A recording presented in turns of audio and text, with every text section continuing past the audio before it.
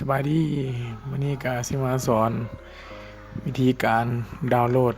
Microsoft Office 2019 Full เป็น Full Version อยู่ในนี่เนาะก็เป็นเว็บไซต์ดาวน์โหลดของ Mega Up แต่ว่าก่อนที่เข้ามาได้มันค่อนข้างที่ลำบากหน่อยนึงเดี๋ยวสิเอาลิงก์ไว้ให้อยู่กองคลิปให้เด้อ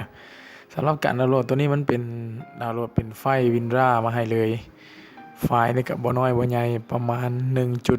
1.83 กิกะไบต์หรือว่าเกือบ2กิกนี่แหละประมาณเกือบ2กิกแล้วเอามาเบิ่งวิธีกันเลย วิธีก็บ่ยากนะเราก็คลิกดาวน์โหลดเข้าลิงก์ที่ข้าพเจ้าเอาไว้ให้อยู่กองคลิปแล้วก็มันสิขึ้นมาหน้าต่างนี้แล้วเราก็คลิกดาวน์โหลดได้เลยถ้าหากว่าเน็ตผู้ใดค่อนข้างสิช้ามันก็สิช้าไปนำเนาะสำหรับการดาวน์โหลดตัวนี้ข้าพเจ้าใช้เป็นโปรแกรม IDM ดาวน์โหลดแต่หากว่าผู้ใดบ่มีมันก็สิดาวน์โหลดได้คือกันนี่แหละเนาะ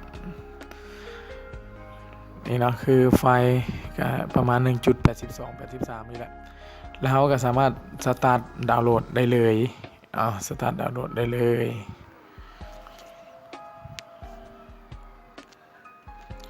เนาะหลังจากการดาวน์โหลดแล้วก็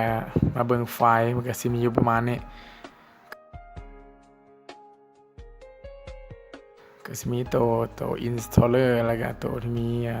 เรียกว่าเป็นคีย์บ่ที่การติดตั้งนี่เนาะแล้วก็สามารถติดตั้งได้เลยเนาะสามารถติดตั้งได้เลยก็สิมีสำนี้แหละเนาะถ้าหากว่าผู้ใดอยากให้มีแนะนำคลิปอย่างตื่มก็สามารถคอมเมนต์อยู่ก้องคลิปได้เนาะถ้าว่า